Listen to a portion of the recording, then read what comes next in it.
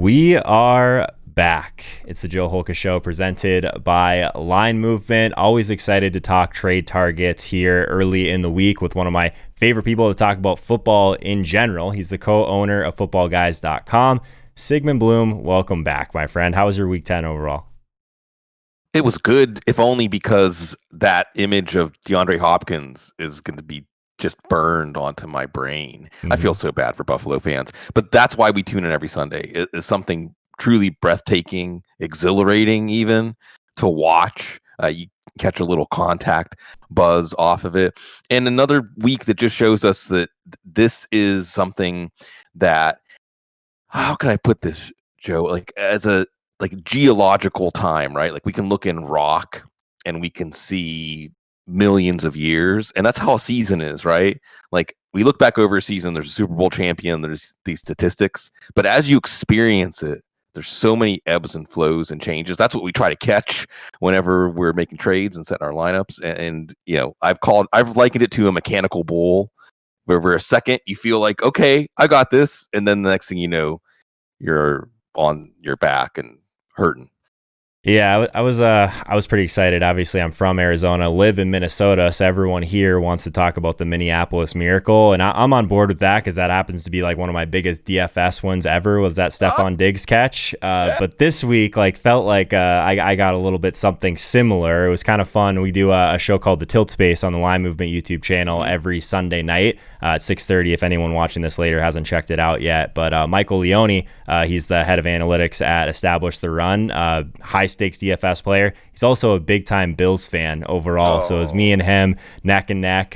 He was actually winning again. I feel like I say this every week. He was winning the Thunderdome for $50K right before that catch. So I wanted to cheer, obviously, for my Cardinals, but I also felt bad for my friend who was definitely going to go down the leaderboard a little bit. Thankfully, he only moved into second place. So tough to feel bad for a guy that just make 30 grand, right? So I felt like I could pile it on a little bit more after that. But that was just a really cool experience. Like, do you think Kyler even knew where he was throwing that? He just chucked it down the field. Right. I'm just going to throw it to the best player basically on the field, right? And see what happens. Is that kind of what happened? Yeah, and it reminded me, I went on a rant on our show last night about any quarterback who throws the ball away on fourth down. Like, you have to have an instinct to just give your team a chance. Give them a chance. Kyler Murray had that instinct, and it was the kind of thing that galvanizes a team, turns them into a team of destiny, and we get to turn around and watch them play against the Seahawks in a pretty big game Thursday night.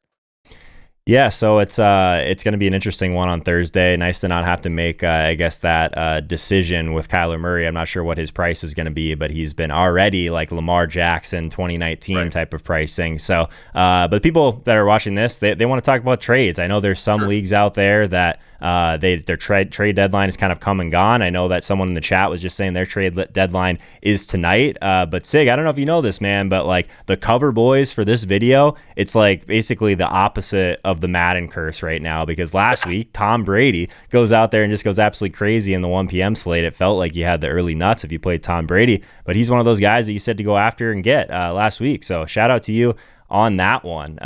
So let's start with Chris Carson.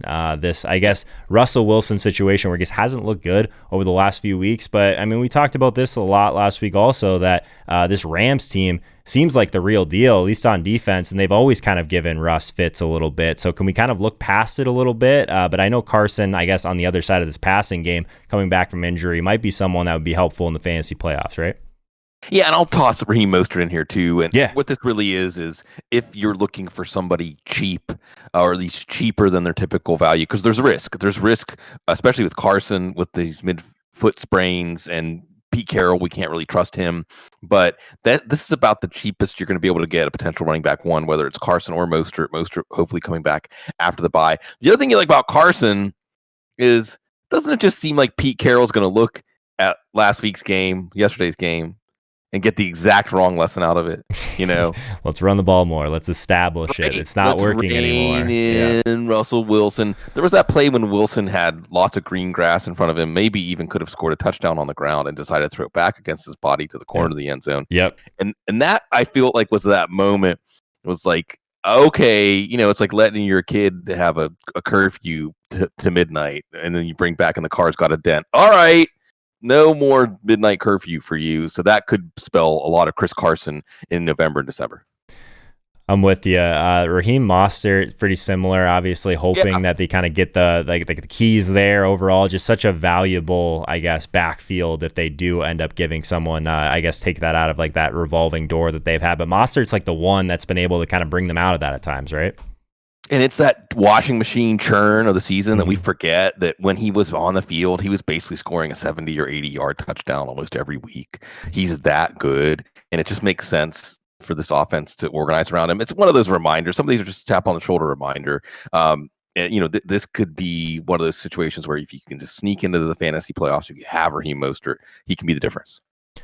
So Miles Sanders is the next one on your list. He was someone that was kind of like a cool GPP play last week. He ended up being a little bit higher owned than I thought he would be, definitely by the end of the week. 15 carries for 85 yards, 5 targets in this game. No, he didn't get a lot done overall, I guess, through the air and from a yardage perspective. But what are your thoughts about Miles Sanders as a potential buy in a trade right now?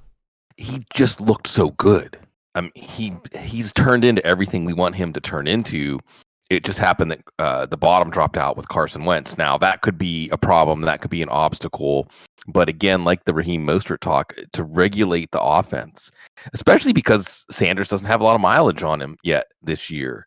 And we saw down the stretch last year, they were willing to give him a lot of touches. So maybe in a back to basics kind of way, let's make Miles Sanders the centerpiece of this offense. And he has the talent, if they do use him that way, give him 5, 6, 7, 8 targets, including downfield targets. Remember, that was how he got worked into the offense initially last year. And, facing these tough run defenses, right? Earlier this year, the Ravens, the play he got hurt on was a long run. The Steelers, he had a draw play, I think, for 70-plus yard touchdown. Just, every time you give Miles Sanders a touch, the percentages of those kinds of plays happening, and those are the plays that make our DFS lineups too, right? I mean, I understand why he would be a fashionable play, and he has the juice right now. You can see it in the way he's moving on the field, his explosiveness, his change of direction. It's coming. So hopefully Doug Peterson realizes that the W path goes through Sanders, not Wentz. Yeah, there's always value in guys, especially at the running back position, that have a little bit less wear on the tires. So I'm with you on that one for sure. My only concern, I guess, is that there's just so many mouths to feed there right now, and Carson Wentz has still just not looked very good as far as moving this offense down the field. But that said, they're getting healthier on the offensive line. Maybe there's better days ahead for someone like Miles Sanders. So I feel like we've talked about him a lot, but I mean, one of the most polarizing trade decisions out there right now is how do we value a guy like Michael Thomas? So what are you doing with him? I guess after these 2 floor games, I guess part 2 of this question, if we do get Jameis this week, maybe do the pieces come together seamlessly? Like, to me, like Slant Boy would be a lot better with Breeze's skill set, get the ball out quick, that sort of thing. That's not really like touch isn't necessarily Jameis's strength, right? It's our weekly Michael Thomas update. Yeah. I think this is one where it's difficult to know exactly what the right move is.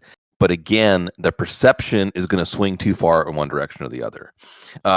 Do we count on the hive mind to absorb that with Drew Brees' broken ribs on both sides of his body, collapsed lung? Maybe we'll see him in week 15 or 16. Maybe. I don't know. Maybe this is like a playoffs Willis Reed kind of situation.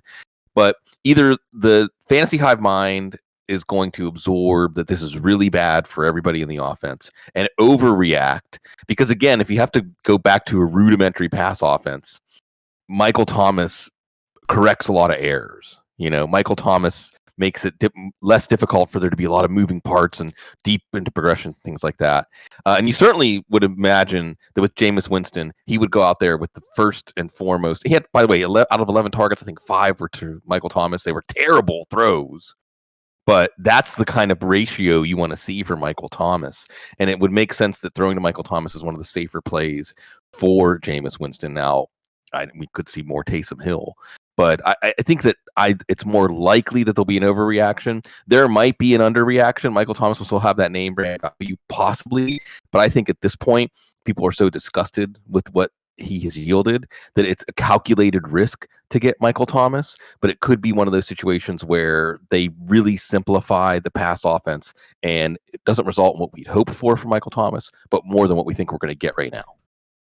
Yeah, I mean, this is the time of the year that we're consolidating depth for guys that could potentially be league winners, right? So like I think that's the biggest still argument in favor of Michael Thomas. We still don't know exactly what's going on with like his ceiling this year, and just like now that we have a different quarterback thrown into the mix, like it's possible that it's just not going to be Michael Thomas's year, but it's also possible that like we've seen Jameis just elevate passing games in general as a whole. Like he can support more than one guy in this offense. We've seen him do it before. So I'd be on the side of taking the chance on Michael Thomas for sure. This next one, it just seems like just Houston always feels, at least from a DFS perspective, they just seem so underrated all the time. Like though Deshaun Watson's price continues to go down. Obviously the crazy weather they were dealing with last week just doesn't really we talked about the pieces coming together with Jameis and Michael Thomas. Weather and deep field passing does not go very well with the win we saw last week, and Deshaun Watson, what this team wants to do. So Brandon Cooks, he's one of those guys that you're trading for. And I think when we look at the schedule coming up, New England this week, and then a very favorable game for this passing game against Detroit, and then Indy, Chicago, Indy, and Cincinnati in Week 16. When I look at those Chicago games, I just feel like to slow down pressure, you're not going to have a lot of deep passing to Will Fuller. I think it's going to be more of Brandon Cooks on shorter routes. I think he could be a PPR monster down the stretch because you're not going to be leaning on Duke Johnson in the running game now that David Johnson's on IR. I think that's like a equivalent, and maybe there's Randall Cobb, like put that one in your back pocket for those games, putting together some DFS lineups depending on what his percentage owned projections will be. But someone who might be very low percentage owned, but he could also rack up 6, 7, 8, 9 easy catches because those are the functional equivalent of run plays, where it's a high percentage play. It will put you in a better down and distance, keep the offense on schedule, keep the defense from pinning their ears back and coming after Deshaun Watson.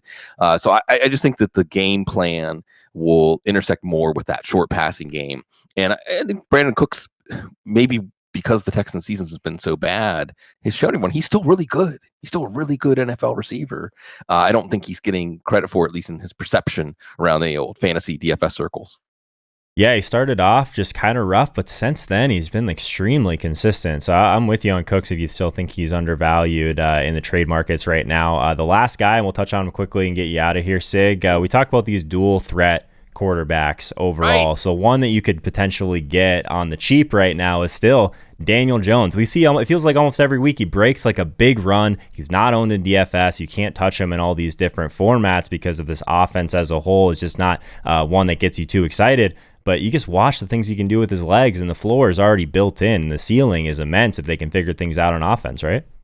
Exactly. So we're seeing rational usage with him as a runner by design because he's big enough. It's like Cam Newton or Josh Allen. He's big enough that you're not really thinking of it as an injury risk when you're running it by design. And he had the touchdown last week. He had a couple of good runs in the red zone. And then that, of course, creates advantages for your offense. Like you said, the next part is using guys like Evan Ingram and Darius Slayton to their fullest. But if those things come together, here's the beautiful part. And, again, we're just highlighting players that could be at an inflection point in their value. After the bye, that's another reason you might be able to get Daniel Jones. If you're not happy with your quarterback in a typical fantasy league, this could be a week to make a move for Daniel Jones because after the bye, you get Cincinnati, Seattle, and Arizona. And those are games where and remember he did this last year, where he could easily put up 35, 40 fantasy points.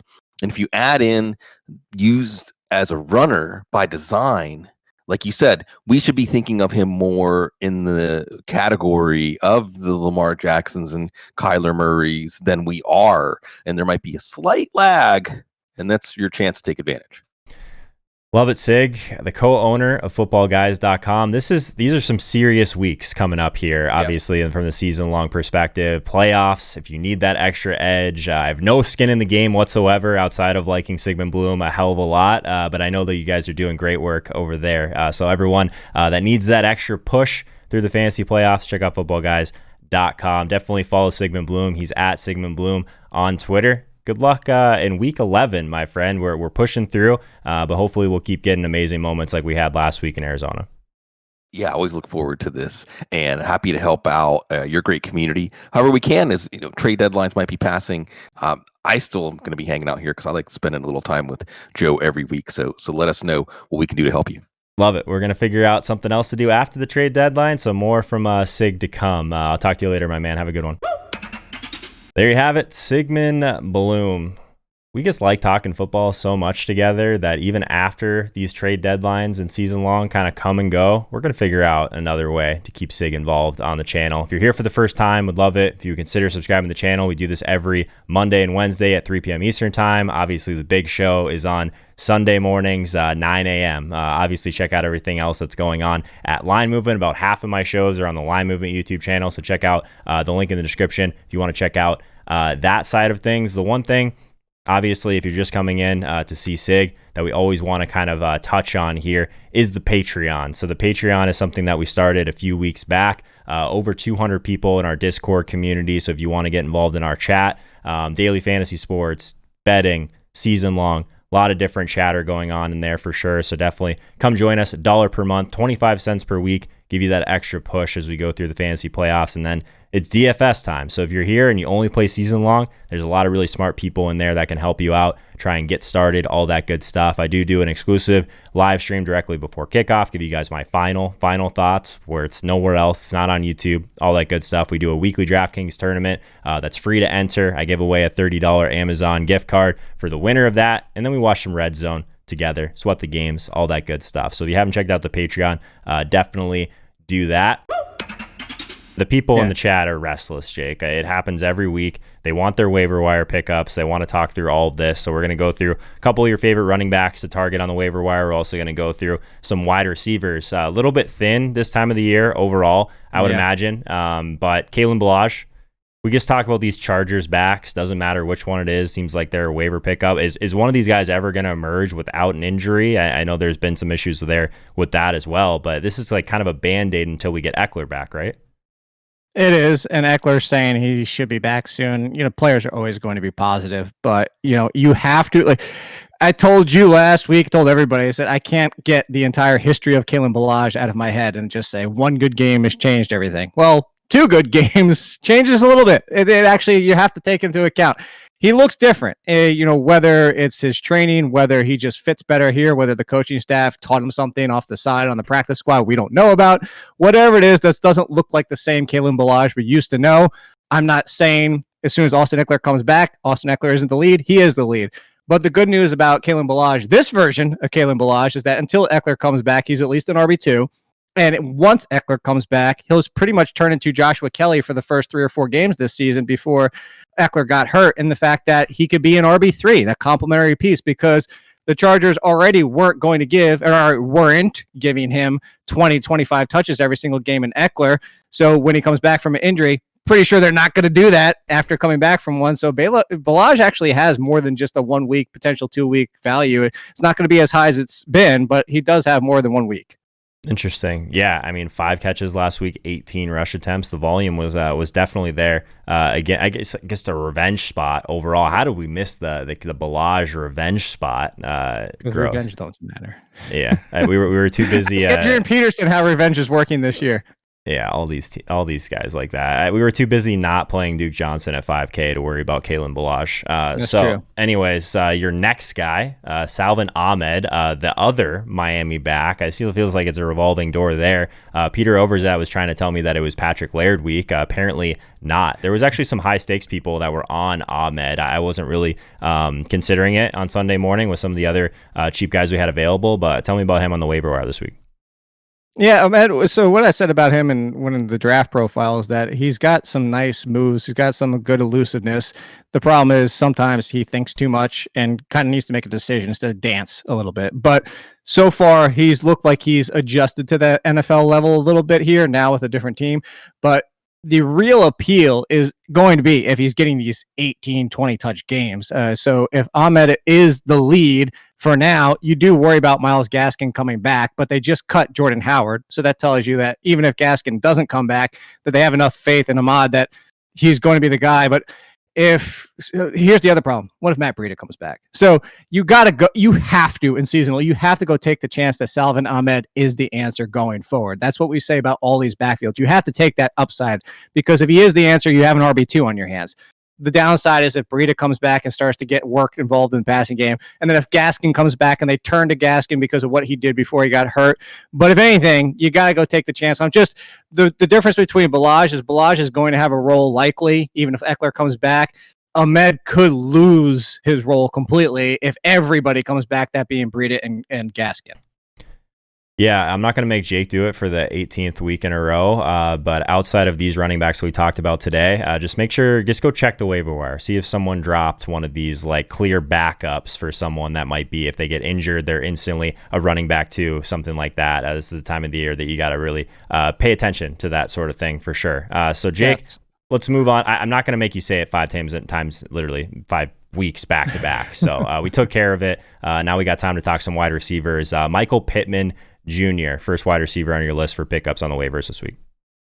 A lot of preseason hype for Pittman. People thought he could be the answer to the number 2, playing outside alongside T.Y. Hilton. That Paris Campbell would be the slot option. You have a nice trio there.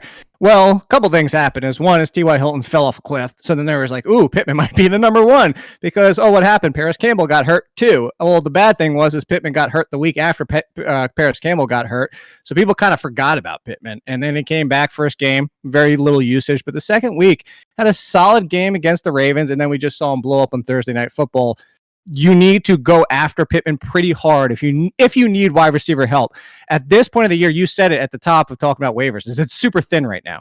If you have a budget left, if you have your number 1 waiver priority, if you need running back, maybe go for Balaj or Ahmed, as we talked about. But if you need wide receiver, go after Pittman hard because he has the ability to be the number 1 wide receiver for Phillip Rivers going forward. And if so, you saw the upside and potential on Thursday night that he brings. So he's somebody that you go, if you saved your budget, you blow it at this point now for Pittman.